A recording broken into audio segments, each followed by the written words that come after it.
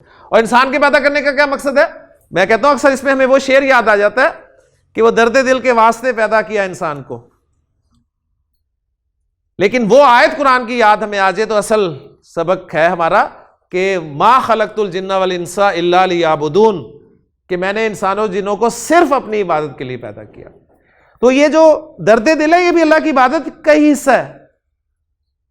حقوق اللہ، حقوق العباد، تو اکثر لوگ بڑے بات کرتے ہیں جی حقوق اللہ تو اللہ تعالیٰ معاف کر ہی دے گا، حقوق العباد معاف نہیں کرے گا۔ لیکن ذہن میں رکھیے گا کہ حقوق العباد بھی کس کا حکم ہے؟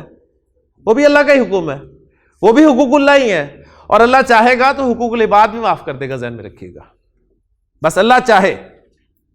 بات یہ ہے، تو کوئی گارنٹی نہیں ہے اس کی کہ حقوق اللہ معاف ہی کر دے گا وہ، یعنی نمازیں ہم نہیں پڑھتے، روزے نیک کام اس لیے کرتے، کوئی نہیں، اللہ کے حقوق ہیں، اللہ تعالیٰ تو معاف کر ہی دے گا۔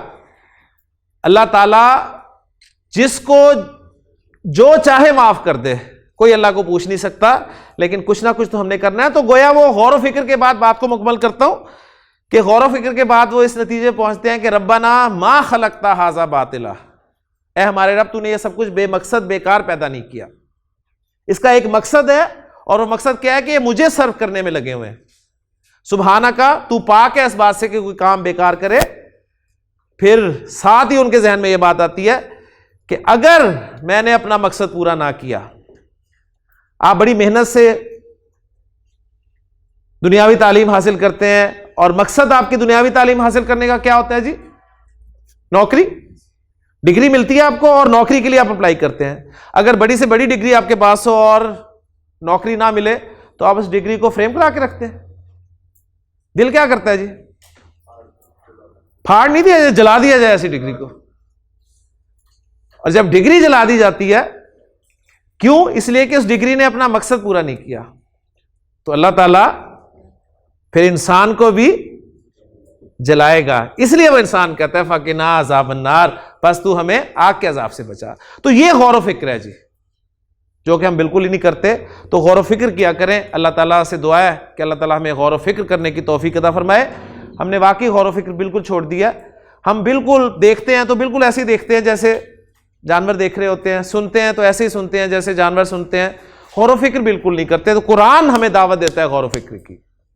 تو اللہ تعالیٰ سے دعا ہے کہ جی اللہ تعالیٰ ہمیں غور و فکر کرنے کی توفیق عطا فرمائے۔